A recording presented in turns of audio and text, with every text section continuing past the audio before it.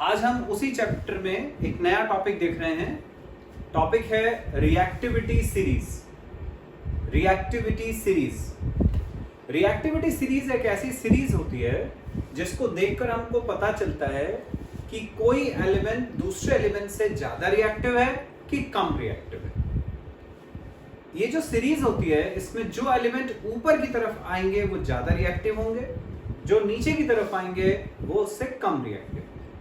ठीक है, तो रिएक्टिविटी सीरीज जो है वो ये सीरीज होती है।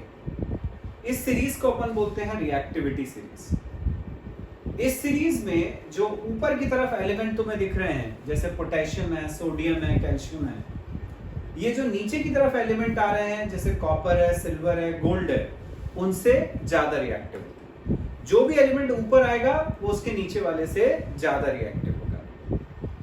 इस सीरीज को यही ऑर्डर में तुम्हें याद रखना होता है। तो मैं तुम्हें एक शॉर्ट ट्रिक बता रहा हूं जिससे तुम ये सीरीज का जो ऑर्डर है उसको याद रख सकते हो। एक बार सीरीज याद हो गई तो फिर अपन उसका यूज भी देख सकते हैं कि हम इसको कैसे यूज करेंगे। तो पहले इसको याद करने का तरीका बता रहा हूं, ठीक है। उसके लिए तुम्हें एक वर्ड, एक सेंटेंस जो है वो याद रखना है। जैसे सबसे पहला वर्ड जो सेंटेंस का तुम्हें याद रखना है वो है प्लीज। इसका जो पी है वो पोटेशियम का हो जाएगा। मतलब तुम याद रखोगे प्लीज तो तुम्हें याद हो जाएगा कि प्लीज में पी आ रहा है, मतलब अपना पहला वाला जो एलिमेंट है वो पोटेशियम है। अगला word stop, S for sodium. Calling, calling का C A for calcium. Me, me का M for magnesium. A for aluminium. Careless, C A for carbon. Zebra, Z for zinc. Instead, I for iron. Try, T for tin. Learning, L for lead. How, H for hydrogen. Copper, C for Cu, copper. Saves, S for silver. Gold, gold का symbol Au, copper का था Cu। तो अब words तो मैंने बता दिए। अब ये पूरा सेंटेंस क्या हो जाएगा? Please stop calling me a careless zebra. Instead try learning how copper saves gold.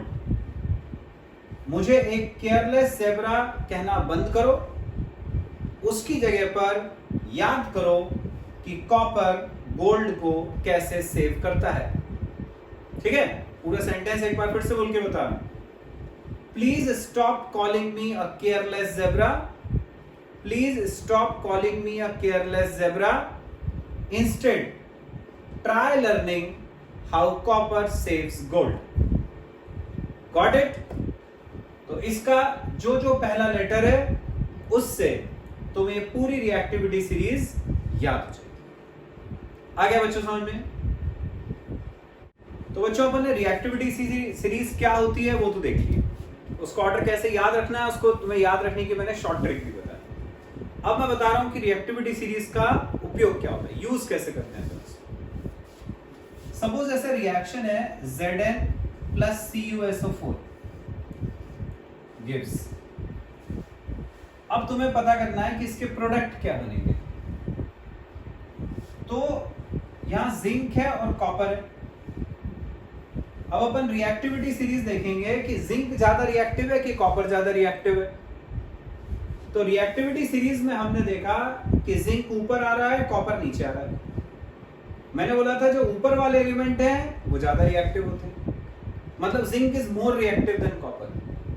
अब यदि जिंक ज्यादा रिएक्टिव है कॉपर से, मतलब जिंक जो है वो कॉपर को उसकी जगह से हटा देगा और उसकी जगह पर वो खुद आ जाएगा। तो जिंक ने कॉपर को हटाया, उसकी जगह पर वो खुद आ गया, तो ये बन गया ZnSO4। कॉपर को हटा दिया उसने, Cu अलग हो गया प्लस Cu, मतलब जिंक ने कॉपर को डिस्प्लेस कर दिया, तो ये डिस्प्लेसमेंट रिएक्शन हो गया। तो इस तरह से रिएक्टिविटी सीरीज का जो यूज है ये डिस्प्लेसमेंट रिएक्शन में होता है। एक और एग्जांपल देखते हैं। मैग्नीशियम रिएक्ट करता है HCl के साथ, प्रोडक्ट पता करना है। मैग्नीशियम हाइड्रोजन को हटाएगा या नहीं हटाएगा ये डिपेंड करेगा on the reactivity series. Reactivity series में देखें, मैग्नीशियम हाइड्रोजन से बहुत ऊपर है, मतलब magnesium is more reactive, magnesium हटा देगा हाइड्रोजन को। मैग्नीशियम ने हटाया हाइड्रोजन को, उसकी जगह पर मैग्नीशियम खुद आ गया, क्लोरीन ऐसे ही रहा। लेकिन मैग्नीशियम की जो वैलेंसी है वो 2 होती है। जब भी अपन किसी कंपाउंड का फॉर्मूला लिखते हैं ना,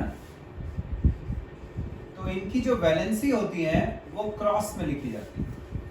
मैग्नीशियम की वैलेंसी होती है 2, क्लोरीन की वैलेंसी होती है -1, नेगेटिव वैलेंसी वाला पीछे लिखा जाता है।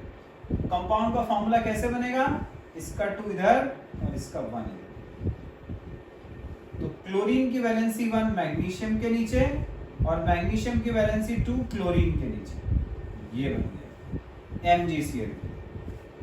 तो मैग्नीशियम क्लोराइड ये बन गया MgCl। हाइड्रोजन निकल जाएगा, हाइड्रोजन गैस होती है H2, हाइड्रोजन H अकेला कुछ नहीं होता, हाइड्रोजन गैस H2 लिखी जाती है, वो हो गया H2। बैलेंस करना है इसको, क्लोरीन 2 हाइड्रोजन 2 बैलेंस करा, यहाँ 2 लगा, आ गया। यहाँ पे भी मैग्नीशियम ने हाइड्रोजन को उसकी जगह से हटाया है, मतलब ये भी डिस्प्लेसमेंट रिएक्शन का ये एक एग्जांपल है। तो इस तरह से अपन रिएक्टिविटी सीरीज का यूज करते हैं इन डिस्प्लेसमेंट रिएक्शंस। आ गया समझ में? अब एक क्वेश्चन है बच्चों, इस क्वेश्चन में एक रिएक्शन दिया हुआ है, हमसे पूछा है कि विच सब्सटेंस इज ऑक्सीडाइज्ड, किसका ऑक्सीडेशन हुआ, विच इज रिड्यूस्ड, किसका रिडक्शन हुआ, कौन ऑक्सीडाइजिंग एजेंट है, कौन रिड्यूसिंग एजेंट है। 4 चीजें अपन को पता करनी है। इसके लिए अपन ऑक्सीडेशन और रिडक्शन की जो हमने डेफिनेशन पढ़ी थी उसको याद करें। ऑक्सीडेशन मतलब था एडिशन ऑफ ऑक्सीजन, ये था एडिशन ऑफ ऑक्सीजन, जबकि रिडक्शन जो था इसका मतलब था रिमूवल ऑफ ऑक्सीजन। अब जो क्वेश्चन अपने को दिया हुआ है CuO plus H2 gives Cu plus H2, इसमें तुम देखो यहां पर CuO है जबकि यहां Cu रह गया सिर्फ, मतलब इसका जो ऑक्सीजन था वो निकल गया। तो जब अपन यहां से यहां गए तो ऑक्सीजन का रिमूवल हुआ, रिमूवल ऑफ ऑक्सीजन मतलब रिडक्शन, तो ये तो हो गया रिडक्शन। यहां हाइड्रोजन था, यहां H2O बन गया, मतलब इसमें ऑक्सीजन का एडिशन हुआ, तो यहां एडिशन ऑफ ऑक्सीजन हुआ, मतलब ये हो गया ऑक्सीडेशन। तो ये ऑक्सीडेशन हुआ, ये रिडक्शन हुआ। अब ये तो पता चल गया कि किसका ऑक्सीडेशन हो रहा है, किसका रिडक्शन हो रहा है। क्वेश्चन में ये भी पूछा है कि बताओ कौन ऑक्सीडाइजिंग एजेंट है, कौन रिड्यूसिंग एजेंट है। तो जस्ट अपोजिट होता है, जिसका रिडक्शन होता है अपन उसको बोलते हैं ऑक्सीडाइजिंग एजेंट, जिसका ऑक्सीडेशन होता है उसको अपन बोलते हैं रिड्यूसिंग एजेंट। CuO का क्या हुआ था, रिडक्शन, मतलब CuO कहलाएगा ऑक्सीडाइजिंग एजेंट, ये ऑक्सीडाइजिंग एजेंट। तो याद रखना है, जिसका रिडक्शन होता है वो ऑक्सीडाइजिंग एजेंट, जिसका ऑक्सीडेशन होता है वो रिड्यूसिंग एजेंट। हाइड्रोजन का ऑक्सीडेशन हुआ था, इसका मतलब हाइड्रोजन कहलाएगा रिड्यूसिंग एजेंट। तो हाइड्रोजन हो गया रिड्यूसिंग एजेंट, जबकि Cu हो गया ऑक्सीडाइजिंग एजेंट। ठीक है, तो इस टाइप के जो क्वेश्चंस होते हैं जिसमें हमें पहचानना होता है कि कौन ऑक्सीडाइजिंग एजेंट है, कौन रिड्यूसिंग एजेंट है, उसको अपन इस तरह से सॉल्व करते हैं। Got it? नेक्स्ट क्वेश्चन है बच्चों, दो इक्वेशंस दिए हैं, इनको हमें बैलेंस करना है। फर्स्ट वाली लेते हैं, FeSO4 gives Fe2O3 plus SO2 plus SO3। Fe देखना है कितना है।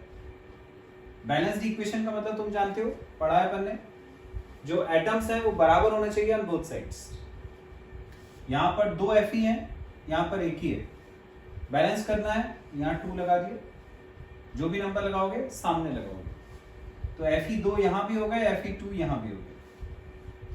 सल्फर यहां कितने हैं, 1 + 1 2, यहां भी 2 होना चाहिए थे, ये सामने 2 लिख दिया तो सल्फर हो गए 2।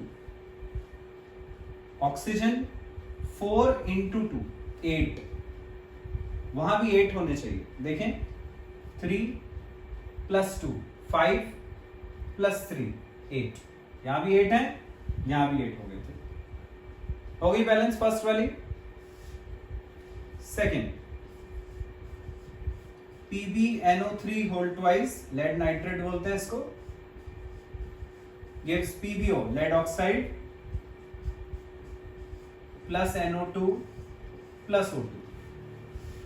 इसको बैलेंस करेंगे, Pb1